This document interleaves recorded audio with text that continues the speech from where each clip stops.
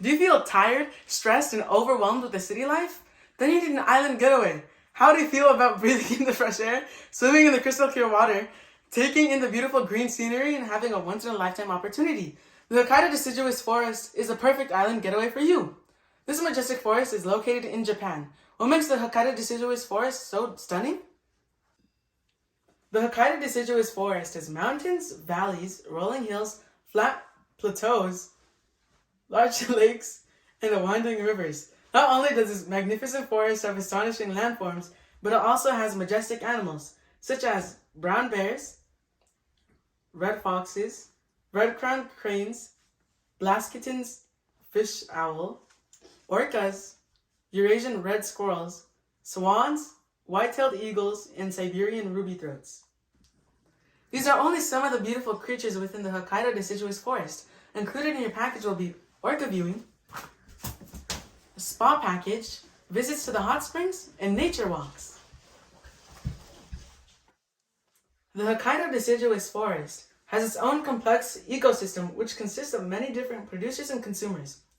Going in order from bottom to top in the trophic level is bamboo, beetle, snake, red fox, and earthworms.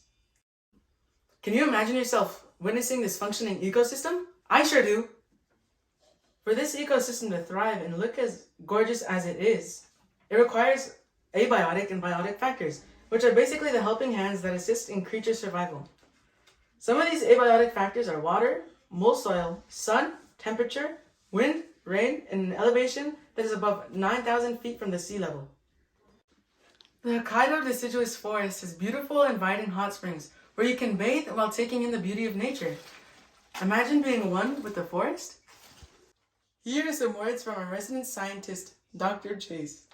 Some of the factors that come into play with this thriving ecosystem are the symbiotic relationships between the creatures that live in this forest. Symbiosis is the process of organisms working together or against each other to survive. There are 3 types of symbiosis.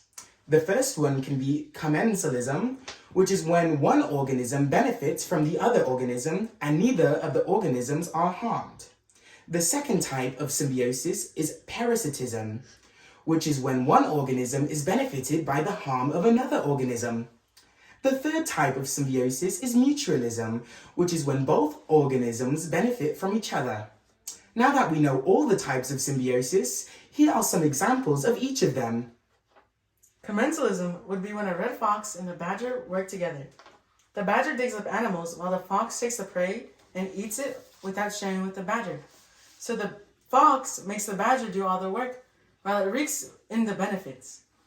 An example of parasitism is when a tapeworm lives inside of a bobcat and takes its nutrition. The tapeworm is gaining benefits by harming the bobcat. The final type of symbiosis is mutualism. An example of this would be when an eastern chipmunk takes shelter in a tree. Staying on these trees helps it seek protection from predators. The tree benefits from the chipmunk as the chipmunk disperses seeds throughout the forest, growing more and more trees.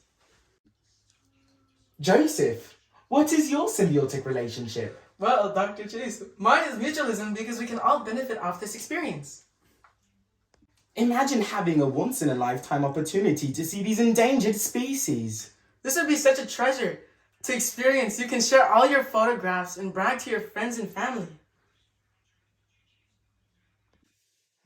The Hokkaido deciduous forest has various amounts of animals, but some of which are sadly turning into endangered animals. Some of these are the Blasketins eagle, owl, oriental stork, red-crowned crane, Siberian ruby throat, spotted greenshank, and yellow-breasted bunting. Many of these animals have been slowly declining due to many reasons, most of which are due to humans, invasive species, and predators.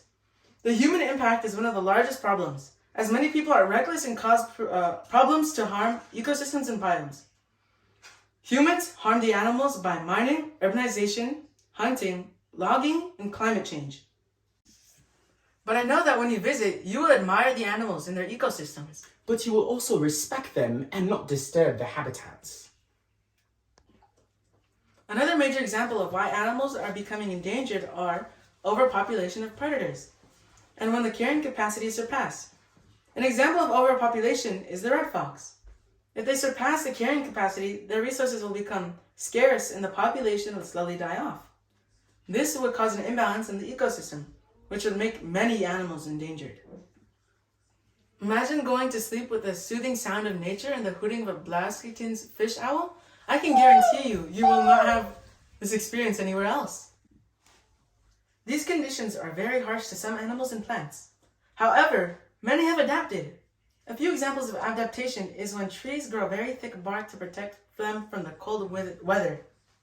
Trees draw food and nutrients back from the leaves into the stems to survive the harsh temperatures. Another example would be wildflowers, growing early in the spring before trees shade the forest floor, taking in the sunlight and the nutrients. This is one of the few places in the world where you can see all 4 seasons at its most glorious transitions.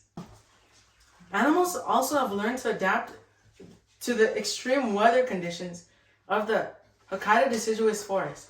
Some examples are when animals grow thick fur, gain more blubber, and hibernate in the winter. Don't worry, you will not have to stop shaving or gain any additional weight to come visit the Hokkaido deciduous forest in the winter.